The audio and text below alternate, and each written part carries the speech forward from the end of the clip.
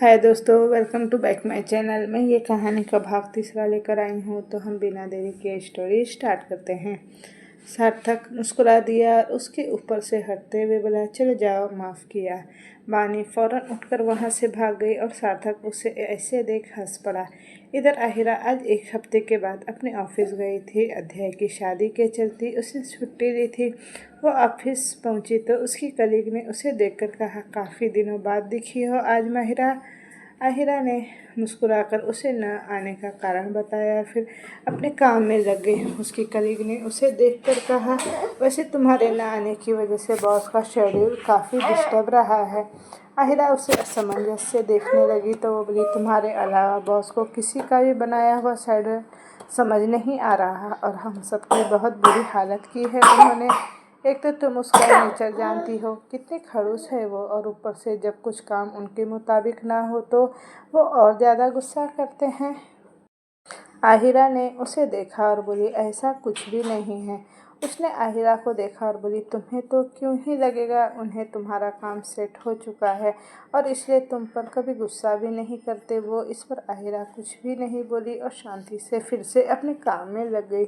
वो यहाँ पर एज ए पर्सनल असिस्टेंट काम कर रही थी। उसे ज्वाइन किए अभी लगभग 2 महीने ही हुए थे, लेकिन उसका काम उसके बॉस को काफ़ी पसंद आ रहा था। उसे अध्याय और राम ने अपनी कंपनी में काम करने को कहा भी था, लेकिन उसने साफ मना किया। उसे जो भी करना था वो अपने हिसाब से और अपने दम पर करना था और इसलिए वो यहाँ पर काम कर रही थी। थोड़ी देर में उसने इंटरकॉम का फ़ोन आया। उसने फ़ोन उठाया तो उधर से एक आवाज़ आई, come into my cabin. Mahira तुरंत उठकर कैबिन की तरफ बढ़ गई। उसने जाकर कैबिन का डोर नॉक किया तो अंदर से कमिंग की आवाज़ आई। वह अंदर गई तो सामने बैठे उस शख्स पर उसकी नज़र गई जो अपने लैपटॉप में नज़र गड़ाए बेहद ध्यान से काम में लगा था। आहिरा ने उसे आज एक हफ्ते बाद देखा था। अचानक ही उसके दिल की धड़कनें बढ़ गई। उसके ऐसा उसके साथ पहली बार नहीं हो रहा था। वह जब से इस इंसान से मिली थी, यह उसका रोज़ का काम हो गया था। वह इस इंसान को देखने में जाने कहाँ खो जाती थी। उसके सामने एक लगभग अध्याय की उम्र का आदमी बैठा था। नाम था मिहिर शेहरावत। उसकी पर्सनैलिटी काफ़ी डिज़र्व थी। वो उतना ही बोलता था जितना ज़रूरी होता था। उसकी हाइट 6 फीट थी। गोरा रंग, काली गहरी आंखें, तीखी नाक और पतले होठ, गठीला बदन और सबसे ज़्यादा वर्कहोलिक पर्सन। मिहिर ने सिर उठाकर आहिरा को देखा जो एकटक उसे ही देख रही थी। उसने उसे देख शांत आवाज़ में कहा, अगर मुझे देखना हो गया हो तो काम भी कर ले।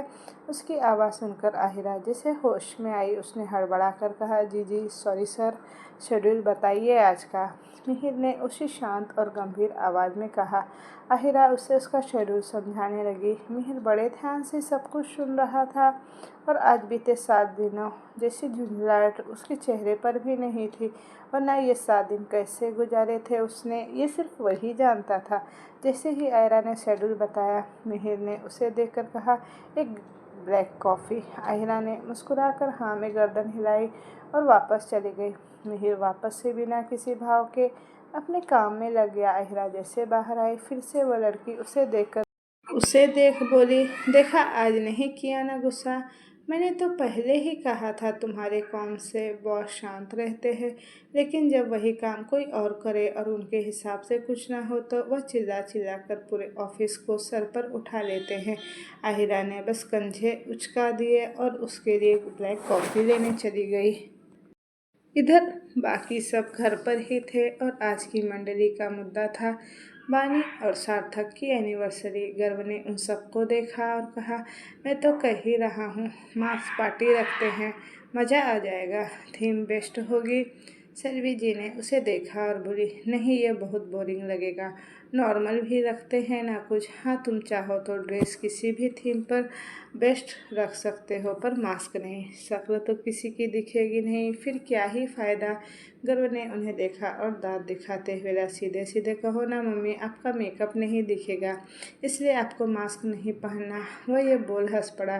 सेल्वी जी ने उसके सिर पर चपत लगाई और बोली, बहुत बोलने लगा है तू।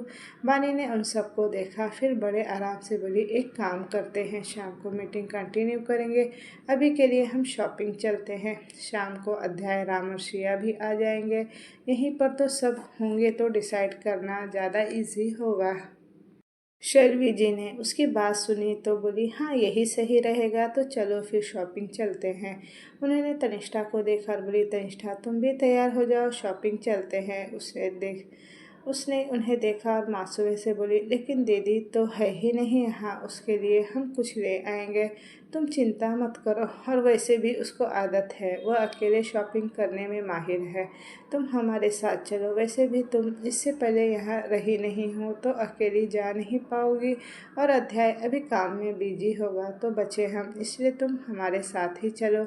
तनिष्ठा ने उनकी बात मान ली। वह सब जल्दी से तैयार हुए और शॉपिंग के लिए निकल गए। वो खुश थी, उसे यहाँ आकर अपनी अहमियत पता चल रही थी। इस परिवार में उसे अपनी जगह है पता थी, हर कोई उसे अहमियत दे रहा था। हर एक बात में उससे उसका नज़रिया और राय पूछा जा रहा था। वह क्या चाहती है ये भी पूछा जाता था। उसे कोई तकलीफ़ तो नहीं है, वह खुश तो है, सारी बातों का ख्याल रखा जाता था। पहली बार उसे एहसास हो रहा था कि ये परिवार क्या होता है। वह सब जल्द ही शॉपिंग मॉल पहुंच गए। शाल्वी जी ने मानी को देखा और बोली, मुझे तो तुम दोनों जैसे कपड़े नहीं चाहिए, इसलिए मैं अलग जा रही हूँ, तुम दोनों अपने अपने हिसाब से देख लो। ये बोलकर वो वहाँ से चली गई। तनिष्ठा ने बानी को देखा और बोली, हमें भी तो माँ के साथ जाना चाहिए। बानी ने उसे देखा और हंसते हुए बोली, ओ माय लिटिल गर्ल, तुम सच में बहुत भोली हो मेरी जान। भाभी को साड़ियाँ खरीदनी है, मुझे पूरा विश्वास है पार्टी में भी वह साड़ी में ही नज़र आएगी, लेकिन हम तो कुछ वेस्टर्न ढूंढेंगे ना, जिसे पहनकर हम हमारे पत्तियों पर बिजली गिरा सके। उसने जिस अंदाज में कहा उसे देखकर तनिष्ठा हंस पड़ी। बानी ने उसका हाथ पकड़ा और उसे लेकर आगे बढ़ गई। दोनों वहाँ क्लॉथ सेक्शन में आई और कपड़े देखने लगी। बानी ने कई सारी ड्रेस देखी, फिर सारी की सारी तनिष्ठा को पकड़ाते हुए बोली, जाओ एक एक करके चेंज करके आओ, मुझे देखना है कौन सी तुम पर सबसे ज़्यादा बेस्ट लगेगी। तनिष्ठा ने उस ड्रेस को देखा, वह लगभग 9 से 10 ड्रेस होगी। उसने हैरानी से कहा, पर इतनी सारी क्यों? जो चाहिए वही देखते हैं ना बुआ, मैं कब तक ये चेंज करती रहूँगी। बानी ने उसे घूरा और बोली, मैं बोल रही हूँ ना, चुपचाप जाओ और चेंज करके आओ। बानी उसकी हरकत देख मुस्कुराई। वह जानती थी वह विदेश में रही है, ऐसे में वेस्टर्न कपड़े पहनना उसके लिए कोई बड़ी बात नहीं थी, लेकिन शादी के बाद से उसने कभी उसे वेस्टर्न पहनते नहीं देखा था। लेकिन कभी कभी तनिष्ठा की तरफ से सोचकर उसे कुछ बुरा ज़रूर लगता था। वह हमेशा सोचती थी कि क्या वो दिल से इस रिश्ते को अपना पाई है। लेकिन फिर अध्याय और तनिष्ठा को जब साथ में देखती और खुश देखती तो उसके सारे सवाल खुद ब खुद दूर हो जाते। थोड़ी देर में तनिष्ठा चेंज करके आई। बानी ने उसे देखा, वो एक रेड कलर की नीले ड्रेस थी। बानी ने तनिष्ठा का फ़ोटो खींचा और बोली, जाओ अब दूसरा पहन कर आओ। तनिष्ठा ने मुंह बनाकर उसे देखा और बोली, ये आप क्या कर रही हो बुआ, मैं तो कह रही हूँ जो अच्छा लग रहा है सिर्फ हम वही ट्राई करते हैं ना। बानी ने फिर उसे घूर कर देखा और बोली, तुम जा रही हो या नहीं? वो मुंह बनाकर वापस चली गई। बानी मुस्कुराई और उस फोटो को देखने लगी जो उसने अभी अभी क्लिक की थी। थोड़ी देर बाद तनिष्ठा फिर से आई और इस बार भी फिर से बानी ने उसकी एक फ़ोटो क्लिक की। इसी तरह उसने जितनी बार भी ड्रेस चेंज की, बानी ने उसकी फ़ोटो क्लिक की। तनिष्का को उसकी हरकत समझ नहीं आ रही थी। उसने आखिर में पूछ ही लिया कि बुआ, आप फ़ोटो क्यों क्लिक कर रही हो, ये आप क्या कर रही हो आप? बानी ने उसे देखा और उसे चिढ़ते हुए बोली, तुम्हारे पति परमेश्वर ने मंगवाए हैं ये फ़ोटो, तो मैं बस उसका काम आसान कर रही हूँ। तनिष्ठा आंखें बड़ी बड़ी करके उसे हैरानी से देखने लगी। अध्याय भला उसकी फ़ोटो क्यों मंगवाने लगा भला? बानी ने उसे देखा और एक और ड्रेस पकड़ाते हुए बोली, यह भी ट्राई करो। तनिष्ठा थक चुकी थी, लेकिन फिर भी बानी उसकी बात को कहाँ मानने वाली थी। इसलिए चुपचाप जाकर वो ड्रेस चेंज करने चली गई। इधर बानी ने सारे फ़ोटो एक साथ अध्याय को सेंड कर दिए। अध्याय इस टाइम कॉन्फ्रेंस रूम में बैठा मीटिंग ले रहा था। उसके फ़ोन पर अचानक से नोटिफिकेशन की बाढ़ आ गई। उसने हैरानी से अपने फ़ोन को देखा और फ़ोन उठाते हुए नोटिफिकेशन देखने लगा। उसकी नज़र अध्याय पर ही थी। यूँ तो वो अक्सर मीटिंग के टाइम अपने फ़ोन साइलेंट रखता था, लेकिन आज उसका फ़ोन साइलेंट पर नहीं था। अध्याय ने बानी के नोटिफिकेशन देख उन्हें ओपन किया। उसने सारी फ़ोटोज़ डाउनलोड किए और उन्हें एकटक देखने लगा। उसकी नज़र उन फ़ोटोज़ पर ही जम चुकी थी। उसने सोचा नहीं था कि तनिष्ठा वेस्टर्न में भी इतनी प्यारी लगेगी। उसे अपना गला कुछ सूखता हुआ सा महसूस हुआ। उसने जल्दी से अपने पास पड़ा पानी का ग्लास उठाया और एक ही सांस में पूरा ग्लास खाली कर दिया। उसने एक गहरी सांस भरी और एक मैसेज बानी को ड्रॉप किया। बानी ने उसका मैसेज देखा तो मुस्कुरा दी। तनिष्ठा जब चेंज करके आई तो बानी उसे देख बोली, परफेक्ट, अब चेंज कर लो बेबी, हम ये सारे ले रहे हैं। तनिष्ठा आंखें बड़ी बड़ी करके उसे हैरानी से देखने लगी और झट से बोली, लेकिन इतनी क्यों, मैं क्या ही करूँगी इनका। बानी ने उसे देखा और बड़े आराम से बोली, पहनने के लिए पहनोगी ना ये सब, यहाँ नहीं तो अपने हनीमून पर ही पहन लेना। बानी ने आखिरी तक उसे फिर से छेड़ दिया। तनिष्का को अब समझ नहीं आया कि वो क्या ही कहे। उसने अपनी नज़रें चुराई और चुपचाप चेंज करने चली गई। बानी उसकी हरकत पर हंस पड़ी। उसे तनिष्ठा की यही आदत बड़ी प्यारी लगती थी। जब उसे नहीं समझ आता कि उसे क्या कहना है तो वह नज़रें चुराकर चुपचाप इधर उधर देखने लगती थी। वानी ने अपने लिए कुछ कपड़े देखे, फिर तनिष्ठा के साथ वापस शैलवी जी के पास आ गए। उन्होंने उन दोनों को देखा जिसके हाथ में ढेर सारे शॉपिंग बैग थे। वो मुस्कुराई और वानी को देखकर बोली, क्या पूरी दुकान खरीद ली हो तुमने? वानी ने मुंह बनाया और बोली, ये मेरे नहीं है, इसमें ज़्यादा तनिष्ठा के लिए कपड़े हैं।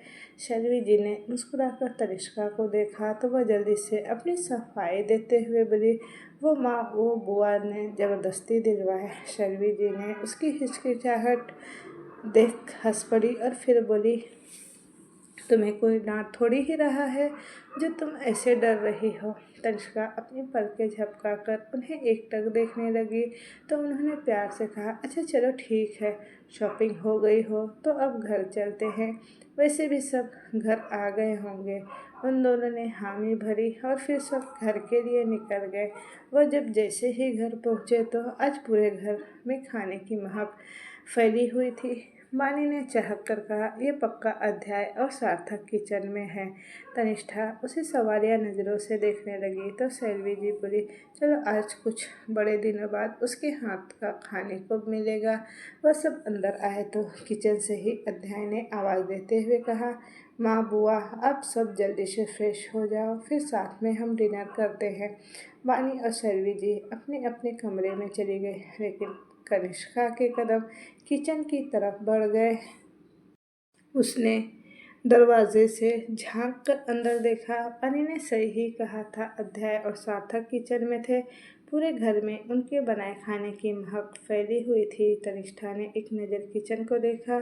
कहीं से भी देखकर यह नहीं लग रहा था कि किचन फैला हुआ था। उन दोनों ने बड़े ही सलीके से खाना बनाया था। अध्याय को जब महसूस हुआ कि कोई उसके पीछे से उसे देख रहा है तो उसने पलट कर देखा और तनिष्ठा को देख मुस्कुरा कर बोला, तुम यहाँ क्या कर रही हो? जाओ तुम भी जाकर फ्रेश होकर नीचे आ जाओ, डिनर करते हैं फिर हम। आप खाना क्यों बना रहे हैं? क्या आज शेफ नहीं आए? अगर नहीं आए तो मुझे कहना था ना, तो मैं बना देती। तनिष्ठा ने बड़े प्यार और मासूमियत से कहा। अध्याय ने मुस्कुराकर उसके नाक को टच किया और बोला, मेरी जान, शेफ तो आए थे लेकिन सोचा आज कुछ मेरे हाथ का तुम्हें खिलाया जाए, बस इसलिए बनाया। चलो तुम भी जल्दी से जाकर फ्रेश हो जाओ अब। सार्थक उन दोनों को देख मुस्कुरा रहा था।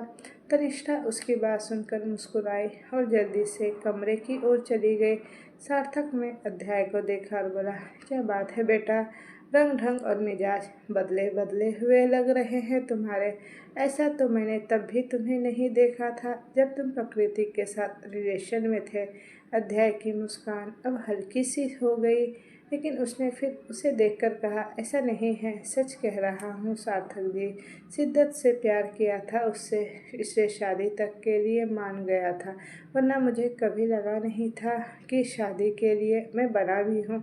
लेकिन वह मेरा साथ नहीं निभा पाई। और रही बात तनिष्ठा के साथ ऐसा होने की, तो इसकी दो कारण हैं। सार्थक बड़े ध्यान से उसकी बातें सुन रहा था। अध्याय ने उसे देखा और बोला, पहला तो यह है कि वह हमेशा से अकेले रही है। उसे नहीं पता कि प्यार क्या होता है, परवाह क्या होती है। माँ बाप का प्यार तक नहीं देखा है उसने। और दूसरा रीज़न यह है कि वो मेरी पत्नी है। हाँ, काफ़ी शांत है वह। मैं कोशिश कर रहा हूँ कि मैं उसे कंफर्टेबल करा सकूँ, पूरे घर परिवार में उसे इस तरह शामिल कर सकूँ कि उसे यह न लगे कि वह किसी और घर में है। उसे यह लगे कि यह घर हमेशा से उसका ही है। सार्थक उसकी बात सुनकर मुस्कुराए और बोले, तुम्हें पता है अध्याय, तुम्हें प्यार हो रहा है एक बार फिर से, लेकिन इस बार जो प्यार है वो काफ़ी मैच्योर है। अध्याय ने उसे असमंजस से देखा तो सार्थक मुस्कुराकर बोले, प्रकृति से तुमने प्यार किया, बचपन से, तुम्हारा बचपन, तुम्हारी जवानी, पूरे 22 साल तक तुम उसके साथ रहे हो, लेकिन तुम कभी नहीं बदले। लेकिन इस अध्याय को, जिसे मैंने अभी कुछ दिनों में देखा है, वह पहले कभी था ही नहीं। तुम बदले हो इस बार। मेरी बात पर ज़रा गौर कर लेना। लगभग 1 महीना होने आया है तुम दोनों की शादी को। याद कर लो, इस महीने में तुमने वह सब कुछ किया है जो शायद तुम कभी नहीं करते। अध्याय उसकी बात सुनकर सोच में पड़ गया।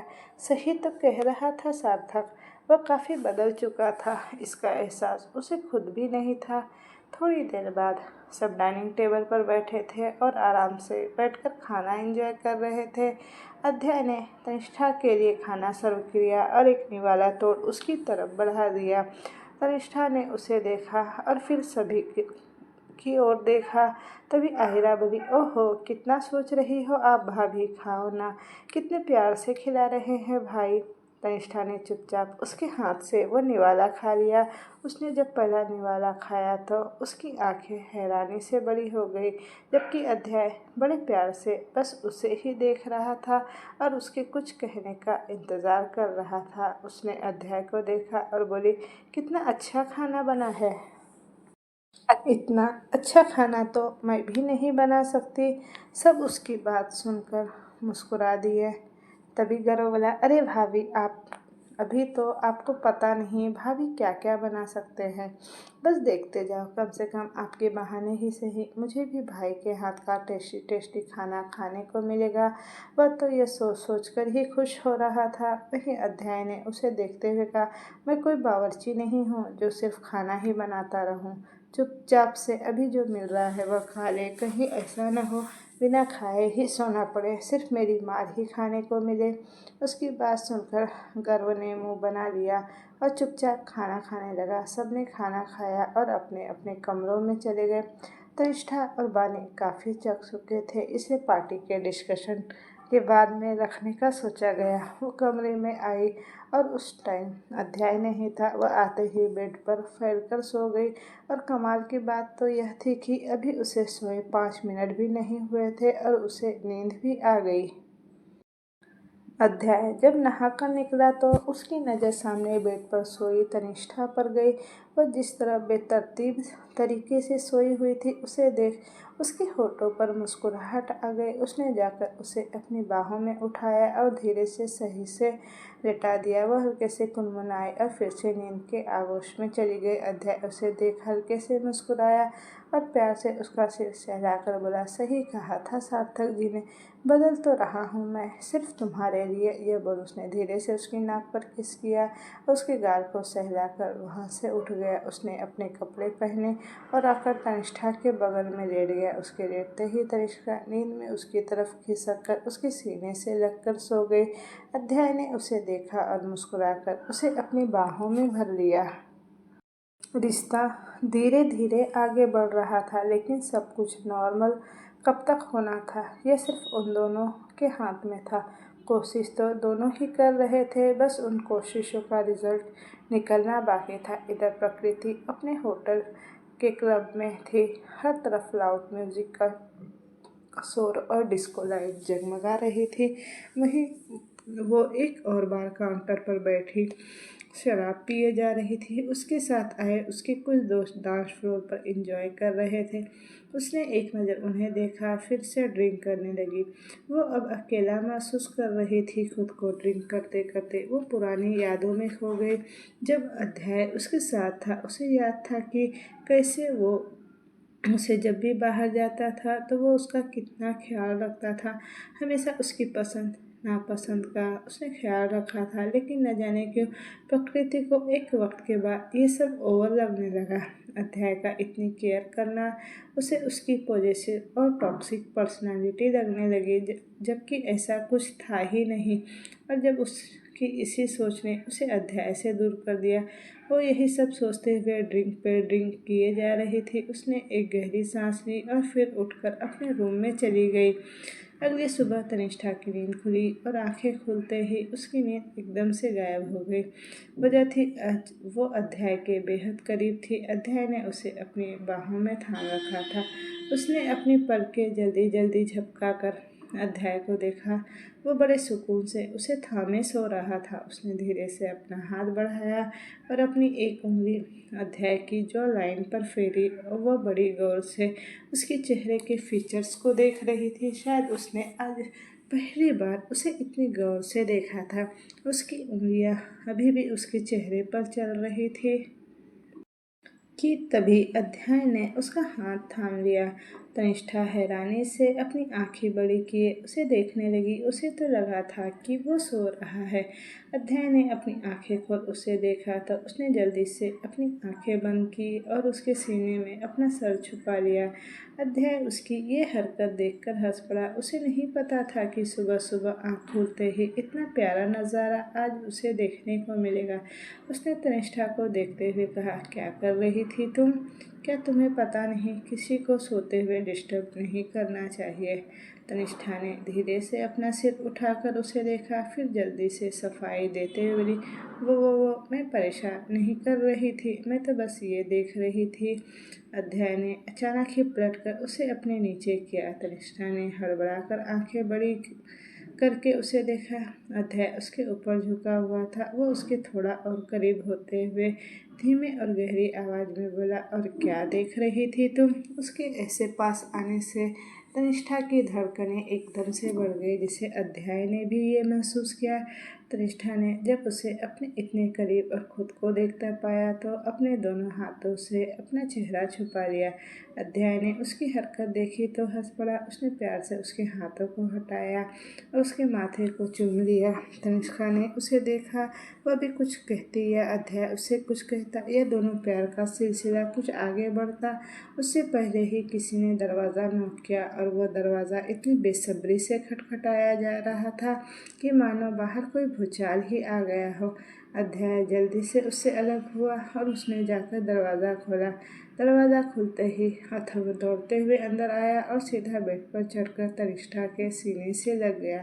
तनिष्ठा ने भी उसे अपनी बाहों में भरते हुए कहा, इतनी जल्दी उठ गए आप? अथर्व ने बस हाँ में गर्दन हिला दी। अध्याय दोनों को ही देख रहा था। कहाँ अथर्व सबसे दूर रहने वाला, किसी को खुद को छूने भी न देने वाला बच्चा था। वह बच्चा आज तनिष्ठा की बाहों में उसे लिपट कर बैठा था। उसने मुस्कुराकर एक गहरी सांस ली और उन दोनों को देखकर बोला, मैं नहाने जा रहा हूँ, तुम दोनों देवर भाभी का प्यार अगर खत्म हो जाए तो उठ जाना। यह बोलकर वो नहाने चला गया। जबकि उसकी बात सुनकर अथर्व ने उसे घूर कर देखा, लेकिन इस बात का अध्याय को जरा सा भी अंदाज़ा नहीं था। जब तक अध्याय नहाकर आया, वह दोनों एक बार फिर कमरे से गायब थे तो वो मुस्कुरा कर बोला, लगता है दोनों ने एक दूसरे की अच्छी कंपनी ढूंढ ली है। वो जल्दी से तैयार हुआ और बाहर गया। वह एक नज़र उन दोनों को खेलते देख वापस अंदर चला गया। उसने ब्रेकफास्ट करते हुए अपनी माँ को देख रहा था। उन दोनों बच्चों को वो खाना खिला दीजिएगा, वरना खेल खेल में वो भूल जाएंगे। वानी ने उसे टोका और बोली, यहाँ मेरे बच्चे के अलावा और कौन बच्चा है? तभी गर्व बोला, ओ माय लिटिल बुआ, आप समझ नहीं रही हो, वो अपनी पत्नी को बच्चा बता रहे हैं। वही तो वो जो अथर्व के साथ खेल रही है। वानी ने अध्याय को देखा और उसे चिढ़ाने वाली टोन में बोली, ओहो अच्छा जी, ये बात है, हमें तो पता ही नहीं था। अध्याय ने उसको नज़रअंदाज किया, मानो उसे कोई फर्क ही नहीं पड़ रहा हो उनकी बात से। कि तभी सार्थक बोला, वैसे परसों एनिवर्सरी है और अब तक कोई डिसाइड किया या नहीं। अध्याय ने उनको देखा और आराम से बोला, चिंता की कोई ज़रूरत नहीं है, सब कुछ हो जाएगा। बस मेरे भाई और बहन से सजेशन मत लीजिएगा, मैं पहले से ही आपको वार्निंग दे रहा हूँ। आहिरा और गर्व ने उसकी बात सुनकर उसे घूर कर देखा। सार्थक भी उनकी बात पर हंस पड़ा। अध्याय ब्रेकफास्ट करके ऑफिस के लिए निकल गया। वह अभी बाहर निकल ही रहा था कि वो अपने कदम तनिष्ठा की तरफ बढ़ा दिया। वह अभी अथर्व के साथ खेलने में बिजी थी। उसने जाकर तनिष्ठा की कलाई पकड़ी और उसे अपनी तरफ खींचा।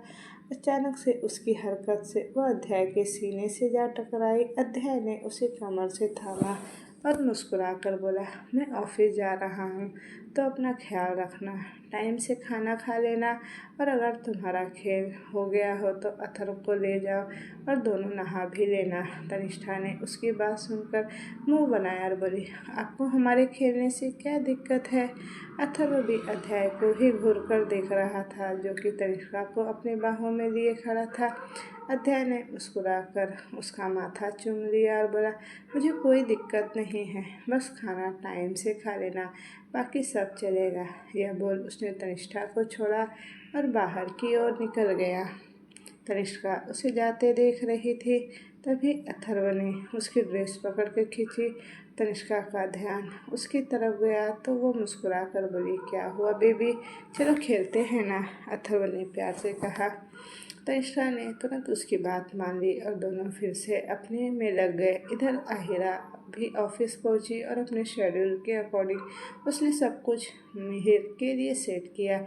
और जब मिहिर आया तो वह उसे उसका शेड्यूल समझाने उसके केबिन में चली गई और हमेशा की तरह आज फिर वही हरकत की। उसकी नज़रें मिहिर के चेहरे पर ही टिकी हुई थी। उस पर से उसके दिल की धड़कनें भी बढ़ चुकी थी। वह समझ नहीं पाती थी कि आखिर ये उसके साथ क्यों होता था। लेकिन एक बात तो तय थी कि अगर उसे कोई कहता कि उसे एक जगह बैठकर सिर्फ मिहिर को निहारना है तो वह खुशी खुशी यह काम कर सकती थी। न जाने क्यों उसे देखकर उसको खुशी का एहसास होता था, जबकि मिहिर एक शांत स्वभाव का इंसान था। वह किसी से भी बिना काम के बोलता तक नहीं था और उसकी नज़रें अपने काम के अलावा किसी दूसरी चीज़ पर जाती भी नहीं थी। आहिरा को एक बार फिर अपनी तरह देख पाकर वह फिर से चिढ़ गया और उसने तुरंत उसे घूरते हुए कहा, मिस आहिरा, आपको और कोई काम है या नहीं मुझे घूरने के अलावा? उसकी सर्द आवाज़ सुनकर वो चौंकी और होश में आई। उसने हड़बड़ा कर कहा, वो सॉरी सर। मिहिर ने एक सर्द सी निगाह उस पर डाली। आहिरा ने अपना सिर झुका लिया और चुपचाप बाहर निकल गई। उसने बाहर आते हुए खुद को चपत लगाई और बोली, हो क्या जाता है मुझे, और वो भी ऐसे कैसे? मैं घूर रही थी उनको, माना वो भी अभी मुझे कच्चा ही चबा जाएंगे। उसने एक गहरी सांस ली और बोली, कुछ भी हो जाए कभी भी अपने बॉस को पसंद नहीं करना चाहिए। तुम तो उसे जी भर के देख भी नहीं सकते, क्या ही फ़ायदा है?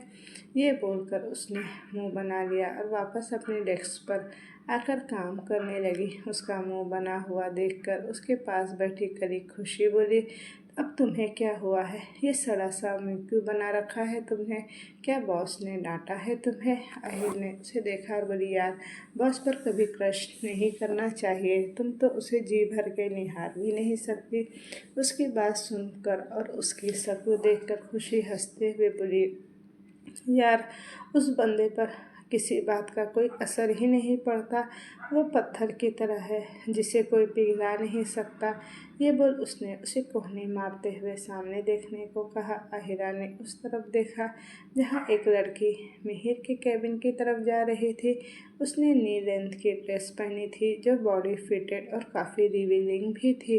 खुशी ने उस लड़की को देखते हुए आहिरा से कहा, वो हमारे एडवर्टाइजिंग डिपार्टमेंट की हेड है। इसका नाम मलिश्का है और ये यहाँ हर दूसरे दिन चक्कर लगाती है। जानती हो क्यों? आहिरा ने उसे देख मासूमियत से नाम में गर्दन हिलाई तो खुशी बोली, उसे भी माहिर सर ही पसंद है, इसलिए अपनी अदाओं का जादू उन पर चलाने रोज़ यहाँ आती है। लेकिन वो तो ठहरे साधु इंसान, उन पर कोई असर ही नहीं पड़ता। उसकी बात सुन आहिरा मिहिर की केबिन की तरफ देखने लगी, लेकिन उसके मन में कुछ और ही चल रहा था। खुशी ने उसे देखते हुए कहा, डोंट वरी यार, मिहिर सर के साथ उसका कोई चांस नहीं है। वैसे भी ऑफिस में न जाने कितनी ही लड़कियां उनके लुक की दीवानी है, लेकिन वो किसी को एक नज़र भी नहीं देखते। आहिरा ने उसकी बात सुनी तो बोली, बात तो तुम सही कह रही हो, पर मैं क्या करूं, मेरा दिल ही नहीं मानता उन्हें देखे बिना। खुशी ने उसे देखा और मुस्कुरा कर बोली, तो देखकर आराम से, किसने मना किया है तुम्हें? वैसे तो तू उनकी पर्सनल असिस्टेंट है, तो उनके आसपास रहना ही तो तेरा काम है, और ऐसे में तो तू जी भर के उन्हें देख सकती है। क्या खाक जी भर के देख सकती हूँ मैं? उनको देखने के चक्कर में तो मैं अपना काम भी भूल जाती हूँ। उनकी आवाज़ तक कानों तक बड़ी मुश्किल से पहुँचती है। ऐसे में मैं क्या ही देखूं उन्हें, उन पर उसका गुस्सा। आहिरा ने मन ही मन खुद से कहा, फिर एक गहरी सांस ली और बोली, छोड़ यार, काम कर लेते हैं। वैसे भी वो अभी अपनी उस मलिश्का के साथ मिले होंगे। आखिर किराए उसने धीरे से कही, जो खुशी सुन ही नहीं पाई। खैर, घर में पार्टी की तैयारियां शुरू हो चुकी थी। जैसा कि अध्याय ने कहा था, उसने सब कुछ अपने हिसाब से सेटअप किया था। राम और सिया ने उसकी पूरी मदद की थी। तनिष्का को इतना कुछ पता तो नहीं था, उसने आज तक कभी कोई पार्टी अटेंड ही नहीं की थी, इसलिए वह बड़ी खुशी खुशी सब और देख रही थी और उसे जो समझ आ रहा था वह उस काम में मदद भी करवा रही थी। अध्याय ने जब उसे देखा तो मन ही मन मुस्कुरा कर बोला, अब पता लग रहा है कि तुम इतनी मासूम क्यों हो, और मैं तुम्हारी इस मासूमियत को हमेशा बचा कर रखूँगा। राम ने जब उसे तनिष्ठा को देखता पाया तो उसे चिढ़ाते हुए बोला, अरे अब कितना देखेगा उसे, डिसाइड कर ले यहाँ कौन सी डेकोरेशन करनी है।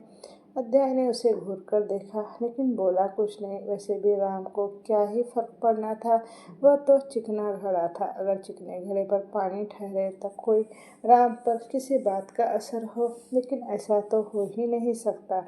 अध्याय ने डेकोरेशन डिसाइड की और राम को समझा कर बोला, अब तू सब कुछ संभाल ले।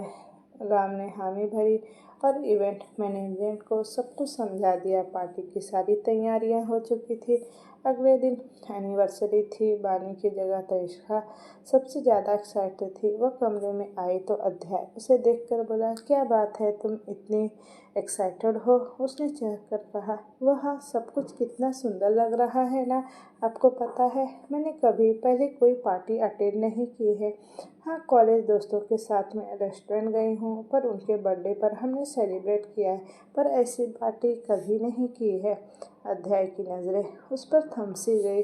वो बहुत कम ही बोलती थी, ये वो जानता था, लेकिन आज इतना सब एक साथ बोलना उसकी एक्साइटमेंट को दिखा रहा था। अध्याय ने मुस्कुराकर उसका चेहरा थामा और प्यार से बोला, डोंट वरी, तुम्हारे बर्थडे पर मैं इससे भी बड़ी पार्टी ऑर्गेनाइज करूँगा। तनिष्का उसे अपनी आँखों में चमक लिए देखने लगी, फिर उसके गले लगकर जल्दी से बोली, आप बहुत अच्छे हो। पता है, वहाँ तो मेरा बर्थडे ढंग से सेलिब्रेट करने वाला भी कोई ही नहीं था। माँ और आयु फ़ोन पर ही विश कर लेते थे, मुझे बिल्कुल अच्छा नहीं लगता था। अध्याय ने उसकी बात सुनी तो मन में एक बार प्रकृति और उसे लेकर कंपैरिजन की भावना जन्मी, लेकिन उसने खुद को शांत किया और फिर प्यार से उसके सिर को सहलाते हुए बोला, मैं हूँ ना अब तुम्हारे पास, मैं तुम्हारे लिए वो सब कुछ करूँगा, उसकी चिंता तुम मत करो। उसकी बात सुनकर तनिष्का खुश हो गई। वो सच कह रहा था, वो था उसके पास जब से अध्याय उसकी ज़िंदगी में आया था। उसकी ज़िंदगी में आया यह बदलाव सबसे ज़्यादा पॉजिटिव था उसके लिए। अगले दिन शाम का समय, पूरा घर बेहद खूबसूरती से सजाया गया था। जगह जगह शाइनिंग गोल्डन और सिल्वर पर्दों से डेकोरेशन की गई थी जिस पर छोटी छोटी फेरी लाइट्स और फूलों की लड़ियाँ लगी थी। घर के सारे लोग अब तैयार होने में बिजी थे। राम ने तैयार होने से पहले एक बार सब कुछ चेक किया और सब कुछ ठीक होने पर तैयार होने चला गया। वहीं अध्याय अपने कमरे में था। उसने तनिष्ठा को देखा जो अपने कपड़े लेकर बाथरूम में जा रही थी। वह अंदर गए लेकिन थोड़ी देर बाद वह वापस आ गई। अध्याय उसे ही देख रहा था। वो बाहर आकर क्लोसेट में चली गई और अध्याय को मौका मिल गया जिसे वह अब तक ढूंढ रहा था। वह तुरंत उठा और अपने पास छुपाए शावर में से कुछ निकालकर उसे बाथरूम में रख दिया। थोड़ी देर बाद तनिष्ठा बाथरूम में गई। अध्याय उसे देख मुस्कुरा दिया और खुद उठकर अपने स्टडी में अटैच्ड बाथरूम में चला गया। इधर तनिष्ठा ने जब अपने कपड़े देखे तो वह हैरान रह गई। उसने खुद से ही कहा, यह तो वो ड्रेस नहीं थी जो मैं लेकर आई थी। उसने वहाँ पर सब जगह देखा लेकिन वो ड्रेस उसे नहीं मिली जो वह लेकर आई थी। अब उसके पास अपने हाथ में मौजूद वह ड्रेस को पहनने के अलावा कोई ऑप्शन नहीं था।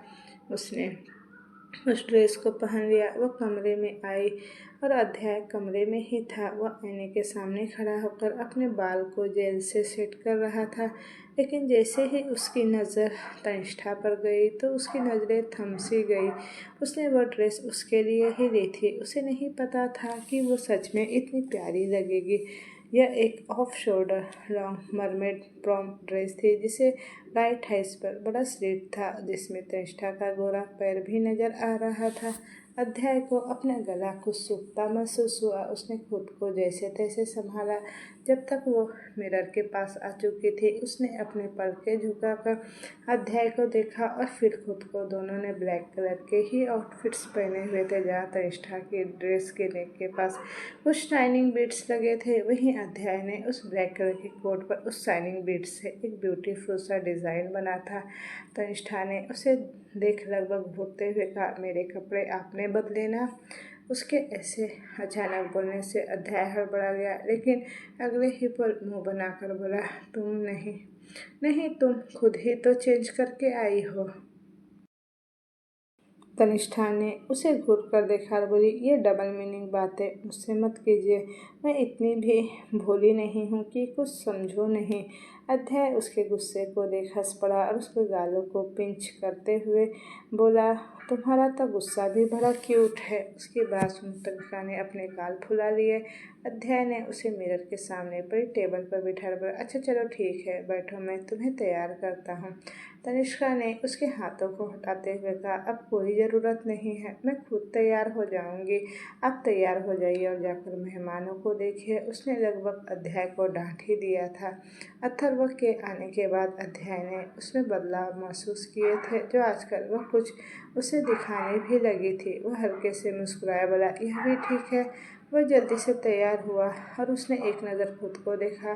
ब्लैक कलर के 3 पीस सूट, वाइट शर्ट और उसकी बाजू और कॉलर पर लगे हुए कफलेट काफ़ी शाइनिंग कर रहे थे। उसने एक नज़र खुद को देखा और अपने लुक से सेटिस्फाइड होकर वो कमरे से निकल गया। वहीं तनिष्का को एहसास भी नहीं हुआ वह कब कमरे से गया। वह तो एकटक आईने से बस उसे निहारने में ही बिजी थी। वह लग ही इतना हैंडसम रहा था। उसके जाते ही वह जैसे होश में आई और उसने खुद को चपत लगाते हुए कहा, ये क्या कर रही है तनिष्ठा, अब जल्दी से तैयार हो जा, तुम्हें ही सबसे लेट रहोगी वरना। वह जल्दी जल्दी तैयार होने लगी। उसने अपने बालों को हल्का सा कर्ल किया और पीछे से खुला छोड़ दिया। आँखों में हल्का सा काजल, मस्करा, इसके साथ होठों पर लिपस्टिक लगाकर उसने खुद को देखा। वो काफ़ी प्यारी लग रही थी। उसने बेवजह का मेकअप करने की जहमत भी नहीं उठाई। हाथों में उसने एक ब्रेसलेट पहन लिया और फिर जल्दी से हील पहनकर नीचे चली आई। अध्याय की नज़र उस पर गई। वह जल्दी जल्दी सीढ़ियाँ उतर रही थी। वह जल्दी से उसकी तरफ बढ़ा और उसकी तरफ अपना हाथ बढ़ा दिया। तनिष्का ने उसे देखा और मुस्कुराकर उसका हाथ पकड़ लिया। मेहमानों का आना भी अब शुरू हो चुका था। सबकी नज़रें इस मोमेंट में उस वजह से उस पर चली गई। वहीं गर्व ने जल्दी से उसकी फ़ोटो क्लिक की।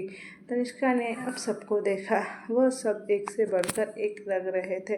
जहाँ सार्थक और बानी ने मैचिंग आउटफिट पहने थे जिसमें वह काफ़ी प्यारे लग रहे थे, वहीं छोटे से अथर्व ने थ्री-पीस सूट पहना था। अध्याय ने तनिष्का का हाथ छोड़ते हुए आराम से कहा, कोई भागा नहीं जा रहा है, आराम से चलो। उसने सिर्फ हाँ में गर्दन हिला दी।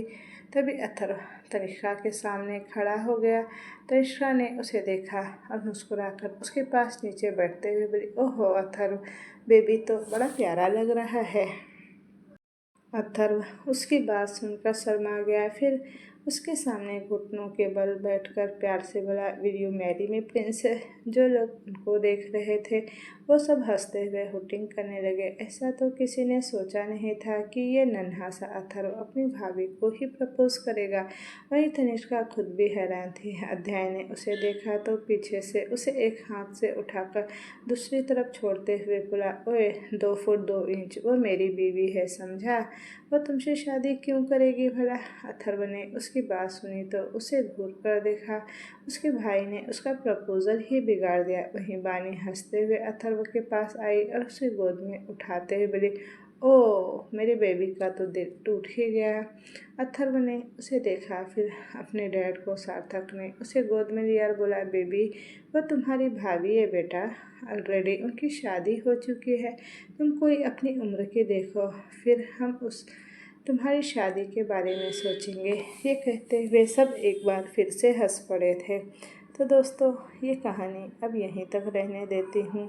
तो मुझे कमेंट में बताइएगा कि आपको स्टोरी कैसी लग रही है। अगर अच्छी लगी और इसी तरह की स्टोरी चाहिए तो मेरे चैनल को लाइक शेयर सब्सक्राइब ज़रूर कीजिएगा।